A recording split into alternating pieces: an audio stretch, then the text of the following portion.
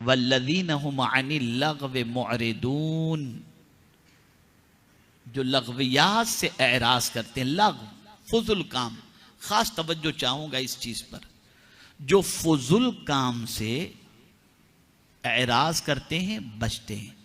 अब ये लग़्व किसे कहते हैं? तो मुफस्सिरीन फरमाते हैं लग़्व ये कोई नाजायज काम नहीं है, लेकिन लग़्व कहते हैं उस काम को, तवज्जो चाहूंगा सीख करके जाओ, लग़्व उस काम को कहते हैं जिसका न दुनिया में कोई फायदा हो और न आखिरत में फायदा हो।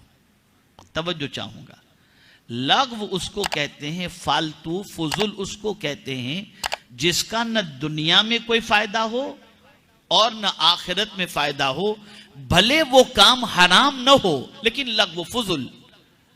जैसा कि आज का मुसलमान रात को कहीं बैठ करके गपशप करने बैठ जाता है, क्या करते हैं? टाइम पास कर रहे हैं, ये लग़्व है। आओ चलो कैरम खेल लेते हैं, आओ चलो थोड़ी देर बैठ करके ये फला चीज देख लेते हैं, फला काम कर लेते हैं। कोई दीनी चीज नहीं है, न दीनी फायदा है न दुनियावी फायदा। तो लग़्व चीजों से जो एराज करे, कुरान की रोशनी में वो कामयाब है। और अगर आज के मुसलमानों का जायजा लिया जाए तो मोर देन 95% मुसलमान जो है वो लग़्व के अंदर अपनी जिंदगी गुजारते नजर आते हैं। ऐसे काम में जिंदगी गुजारते हैं जिस काम का न दुनियावी कोई फायदा है न उखरवी कोई फायदा है, और मुसलमान अपना टाइम उसके अंदर पास करता हुआ नजर आता है। कुरान कहता है जो मोमिन कामयाब हैं वो कौन से मोमिन हैं? जो लग़्व से परहेज करते हैं, फुजुल कामों से परहेज करते हैं।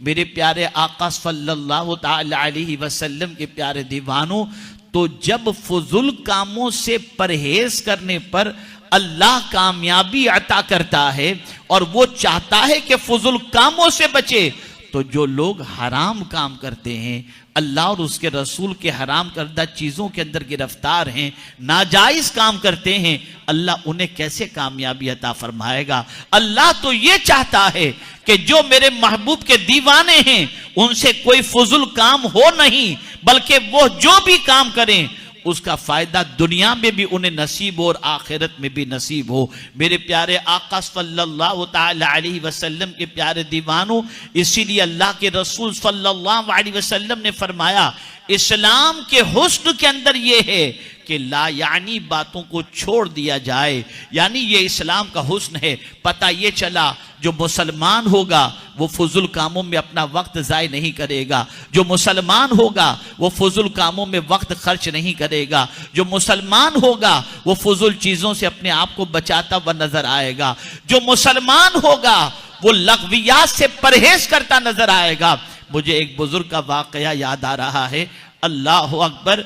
वो कई दिनों तक तो जिंदगी अपनी रोटी खाने में गुजारते रहे, फिर रोटी से जितनी कुव्वत मिली बैठ करके सोचने लगे कि मैं रोटी खाता हूँ तो रोटी को चबाने में जो वक्त जाता है, क्या रोटी के ज़रिए जितनी ताकत मुझे मिलती है मैं कोई ऐसी चीज़ अपनी ज़िंदगी में इस्तेमाल करूं कि रोटी से मिलने वाली कुव्वत जितनी कुव्वत मुझे नसीब हो जाए और मेरा वक्त बच जाए। तो उन्होंने सोचा कि मैं एक मशरूब तैयार कर लेता हूं जिसे मैं पी लूं तो पीने में मेरा वक्त इतना बच जाएगा कि रोटी चबाने में इतना वक्त जो जाता है उतना वक्त मैं अल्लाह की तस्बीह कर सकता हूं। तो अल्लाह अकबर, उन्होंने काउंटिंग किया, रोटी चबाने में जितना वक्त गुजरता है एक लुकमे के चबाने में कई बार सुबहान अल्लाह वो कह सकते हैं। तो उन्होंने उसके बाद से मशरूब पीकर पीना शुरू कर दिया और उतना वक्त अल्लाह की तस्बीह में खर्च करना उन्होंने शुरू किया। अल्लाह वालों, इसलिए वो कामयाब थे। इसका मतलब ये नहीं कि आप भी रोटी खाना छोड़ दें, नहीं। जब मकाम बुलंद हो जाता है, सोच बड़ी हो जाया करती है। मेरे प्यारे आका सल्लल्लाहु अलैहि वसल्लम के प्यारे दीवानों, इसीलिए अल्लाह अज़्ज़ व जल्ल के हर बंदे को अल्लाह अपनी दोस्ती का ताज नहीं अता करता।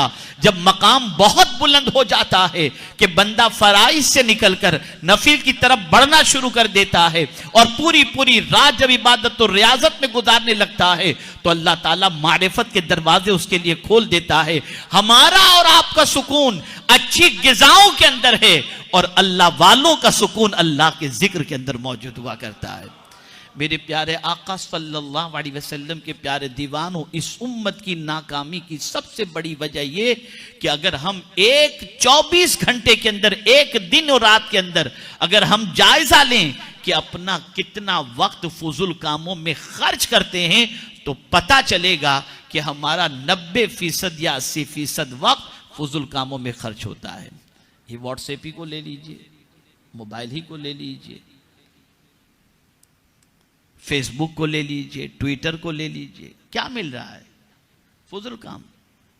मैं ये पहना हूं, मैं ये खाया हूं, मैं यहां गया हूं, मैं ये पिया हूं, बस ये सारी चीजों में वक्त जा रहा है।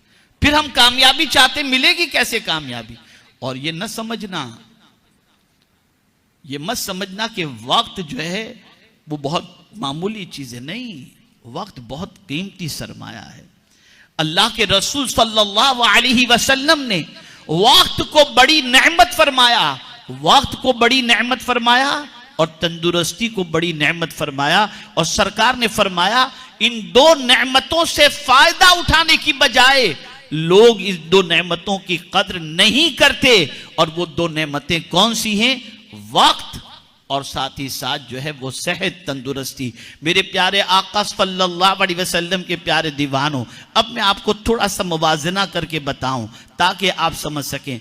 आपने 5 घंटे मुकम्मल गुजारे फजूल कामों के अंदर और फजूल कामों में वक्त गुजारने के बाद आपने अपने आप को फ्रेश महसूस किया या नहीं किया वो आप जाने, लेकिन इतना मैं जरूर आपके सामने अर्ज करूंगा कि 5 घंटे में से अगर आपने 50 मिनट कुरान शरीफ तिलावत करने के अंदर खर्च कर दिया होगा तो आपकी जिंदगी के अंदर वो 50 मिनट का जो फायदा होगा और आपकी तबीयत पर जो उसका असर होगा, उस असर को आप जिंदगी भर भूल नहीं सकते हैं।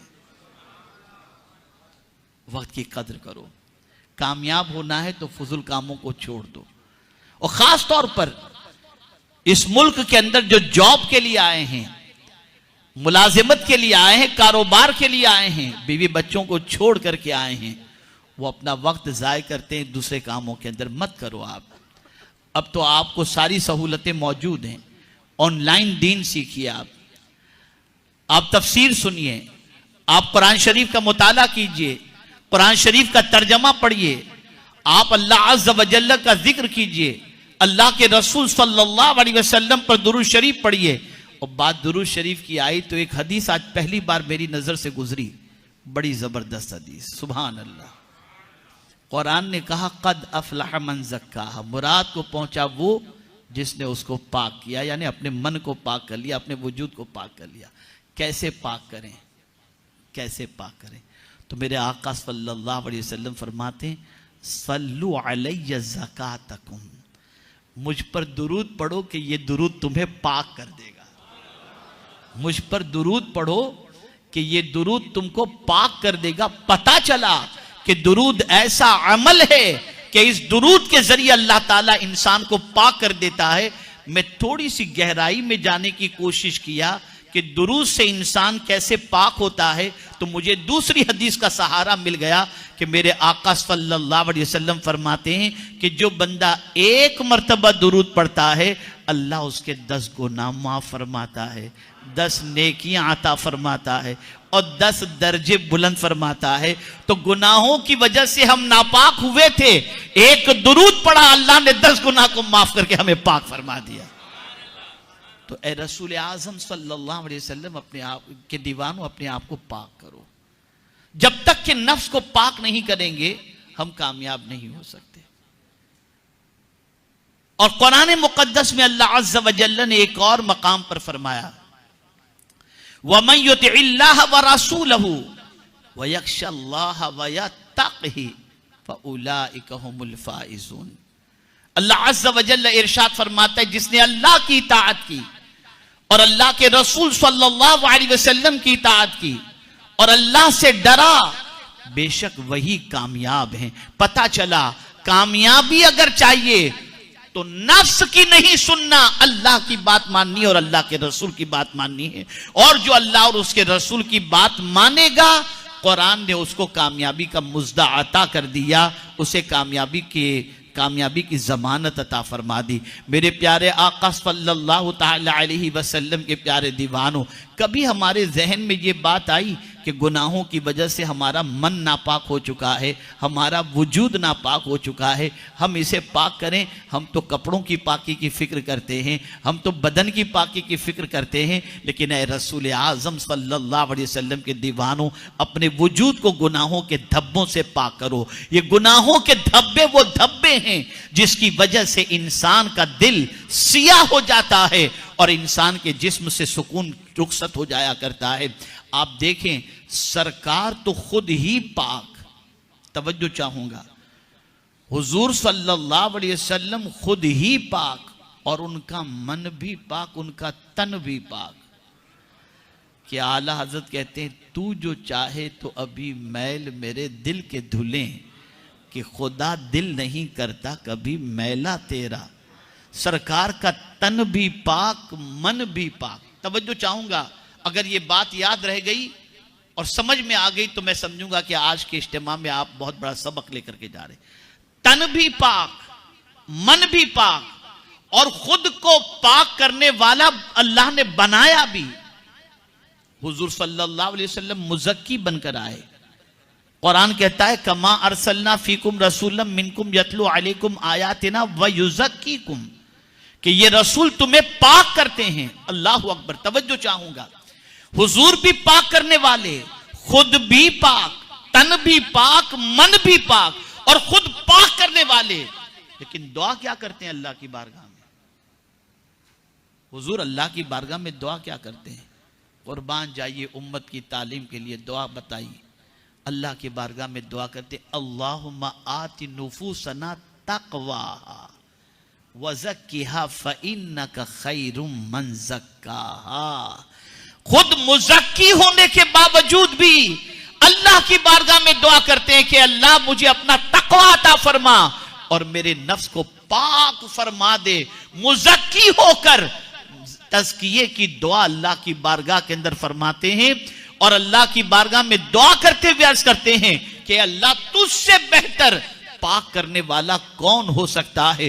वो जो खुद पाक करने वाले आए फिर भी पाकी की दुआ करते हैं, और हमारा मन भी नापाक, हमारा तन भी नापाक, हमारा कपड़ा भी नापाक, लेकिन कभी हम पाक होने की दुआ अल्लाह की बारगाह में करते भी नहीं और पाक रहने की फिक्र भी नहीं करते। बल्कि बाज जालिम तो ऐसे नौजवान मिलेंगे कि अगर उनसे कहा जाए नमाज पढ़ लो, हम नापाक हैं, हम नापाक। मन को पाक करो और तन को पाक करो। गुनाहों से अपने आप को बचाओ, गुनाहों से अपने आप को बचाओ। अगर कामयाब होना चाहते हो तो गुनाहों के धब्बे जिस्म पर न लगें, गुनाहों की मोहब्बत दिल में पैदा न होने दो।